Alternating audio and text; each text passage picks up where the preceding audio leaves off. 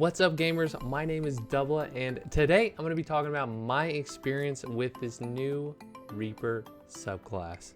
I have had so much fun playing through these last few weeks now that I got a little bit of experience under my belt.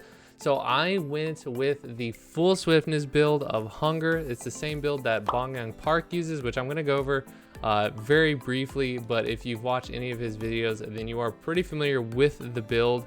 So I want to cover what it's like to play the build, what kind of utility it has, what are the pros, what are the cons. So stick around and let's get into it. As far as how much it actually cost me to make this build, which this is my build, I do not have level 3 hunger yet. I do have these 2 nodes filled in, but because we're in training mode and only have level 2 complete, it's only going to show level 2. How much it cost? It was about 70k. Now, if you're not familiar with the actual build of this, then definitely stick around. You're going to want to see this, but if you have watched any of Bongyang Park's videos about his full Swiftness class, then it's going to be extremely similar to that. So you can probably just move on to the next section.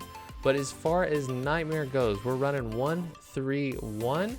For Distortion, we're running 3-1, but I don't have enough skill points for this one yet. For Shadow Storm, you're gonna go 1-2-2. For Dance of Fury, you're gonna be using 2-1-2. For Shadow Vortex, it's 1-1-2. Silent Rage is a 3-2-1. And I have experimented a little bit with the Shadow After Image. It's pretty fun. It's pretty cool. I haven't tested out like the actual DPS difference or anything like that. I was just testing the practicality of it. I will say for right now, this seems much more fluid and smooth because the attack is so quick. But I might be testing out this tripod as well, just for funsies later.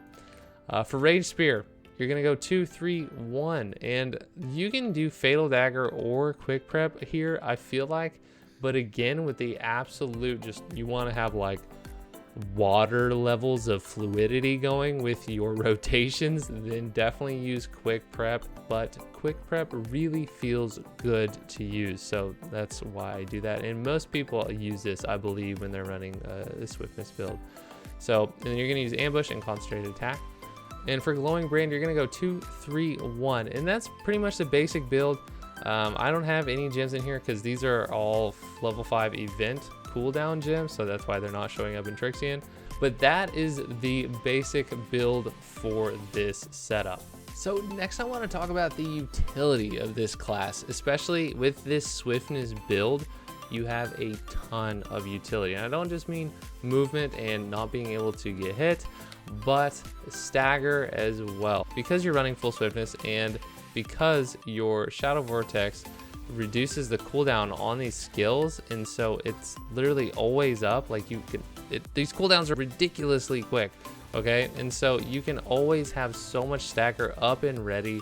You're never gonna have to like hold your skills specifically for a stagger phase or anything like that. You can just always be going and going and going, and when the stagger phase comes along, you're gonna be good to go. Like you're always gonna have your freaking skills up. Now, aside from that, movement is also extremely good. Okay, so 5-second cooldown on your movement skill, and then of course we have skills like this.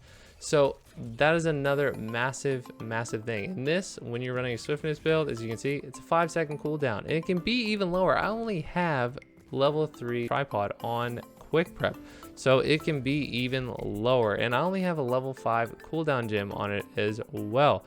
So it again is going to be even lower as you continually get better gems and better tripods. But this E skill, Shadow Storm, this will move through a boss as well, just like Distortion will. So it's not through every boss, but for example, the wolves in Vaulting Gate 1 and on Vaulting Ghost Phase, which I actually learned in one of these clips, and I went through them and got blown off the map.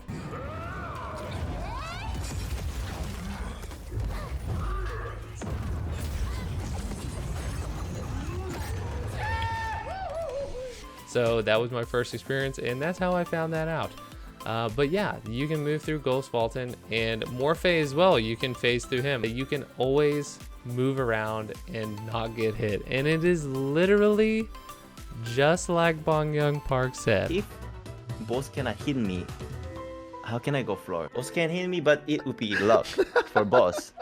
It would be lucky, just like he said, if the boss hits you. But your basic rotation is going to look something like this. So you're going to go Silent Rage, then Rage Spear, or either one can go first. You're just going to use these two together, and then you're going to use Shadow Vortex, and you will see that you have got to use Shadow Vortex as often as possible.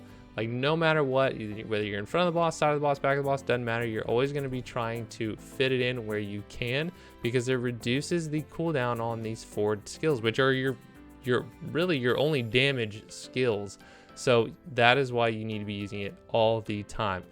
So let me get my rage meter back here. So your base rotation is going to go Rage, another Rage, Shadow Vortex, Glowing Brand, Fury, and then boom. You see this and it's back up, use it, and you can go something like that, boom, boom, and you're right back into it. You see how it can just be really quick.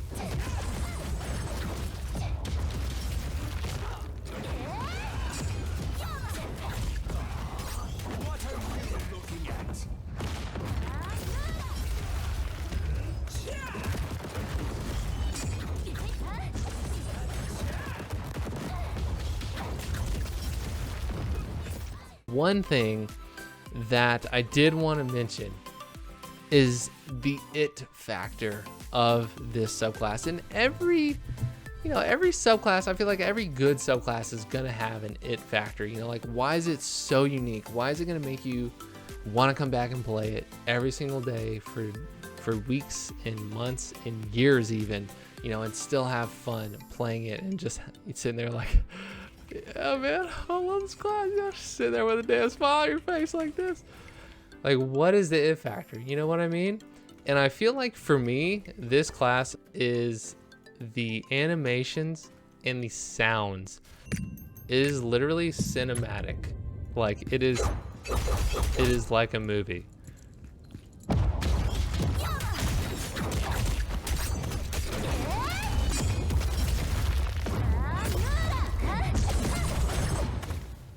Okay, this one.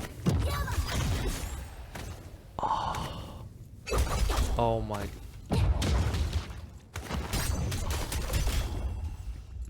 And like, dude, from downtown. Oh, like, dude, it's so sick. You see her like flying through the air and shit. Oh, look at the.